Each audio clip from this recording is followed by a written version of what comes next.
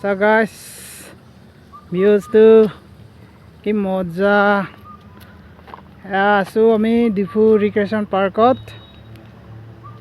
আজি গোটেই দিনৰ কাৰণে ওলাই আহিলোঁ। সেইটো চাওক মোৰ হাতত বেগত আনিছোঁ আমি খোৱা বস্তু তাৰপিছত সেইটো চাওক, সেইটো আছে আমাৰ কাছ, চাব পাৰে আপোনালোকে। সেইটো চাওক কাছবোৰ, সেইটো চাওক কাছ পানীত আছে। তাৰপিছত সেইখিনি ওচৰতে আৰু আছে দুটা, আপোনালোকক দেখাবলৈ চেষ্টা কৰি আছোঁ মই। ৰ'ব,